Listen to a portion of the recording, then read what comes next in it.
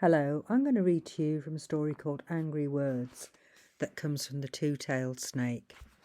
It takes place in August 1946 in Kolkata during what has come to be known as Direct Action Day, a day of nationwide communal rioting. Angry Words. A fierce wind battered the rosewood trees and woke her. Joya wanted to return to her dream, a beach at sunset, cockle shells and painted ladies, sharing jalebi, licking syrupy fingers. But, as is often the case with dreams, the truth changes when retold. Was the man handing her syrup-soaked sweets really Baba?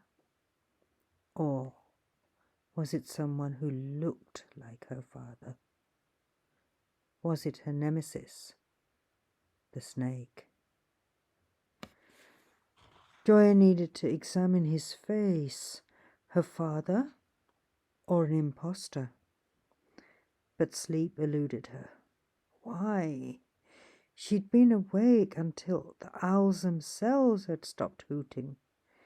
As if possessed, Joya had attached buttons to Baba's suit, a hand-stitched buttonhole for each. They must align correctly, or her efforts would be worthless. The shutters rattled and shook. The unease simmered and percolated into the muezzin's call.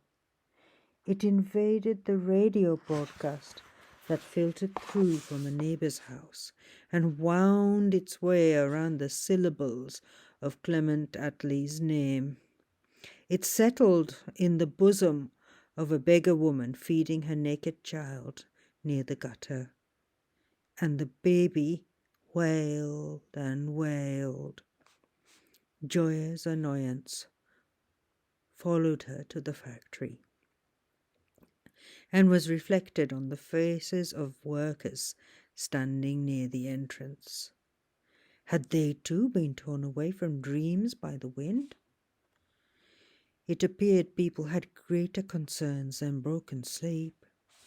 They were knocking on the shuttered gates, calling, "Lohit! Lohit!" They stopped when the manager appeared and told them to go home. Why? Why we had to go home? Bokal the cutter yelled. "Chup!" Lohit screeched, raising his lathi above Bokal's head. "For the sake of all gods, go!" The crowd quietened, but wouldn't move.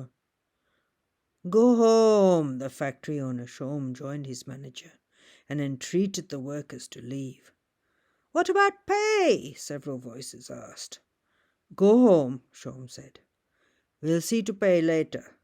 I hear they may declare today a public holiday. Go now, go."